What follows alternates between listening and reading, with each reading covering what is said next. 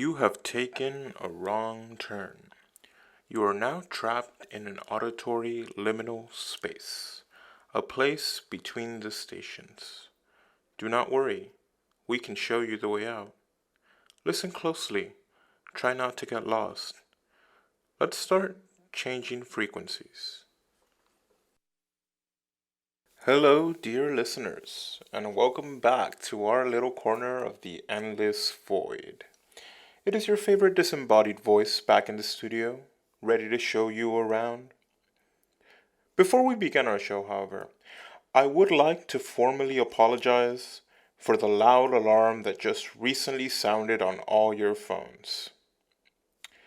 I set an alarm to remind myself to prepare ahead for our scheduled meeting, but accidentally set the alarm to ring nationwide rather than just locally.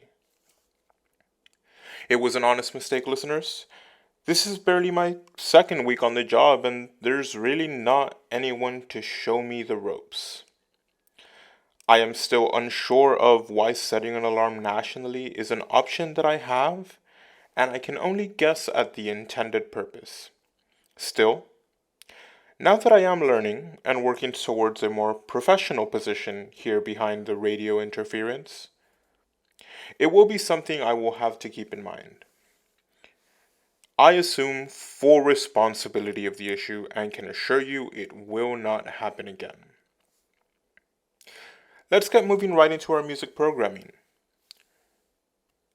From the radio interference in which I live, here's Birds Don't Sing by TV Girl. Listeners, this week has been very exciting for me. I have learned something new, which doesn't happen often for radio interference like myself. There's not a lot to be learned here. I would like to formally express my gratitude to the listener that allowed me to momentarily possess their body for an extended period of time. This, of course, so that I may better understand the human experience. It was, in all honesty, a deeply unsettling and displeasing event for all parties, and I do not wish to do it again. I didn't even know I could. This, of course, is not the fault of our volunteer, but instead the obvious result of the overwhelming experience of obtaining feeling and senses that in my 100+ years of life I couldn't even begin to fathom. It would be the equivalent of you losing all your senses, dear listeners, being completely detached from the state of being you have known your entire existence. If you ever have the opportunity, I would not recommend. If ill prepared, it can be very troubling. Still, I have to say, I do understand more now. A little bit.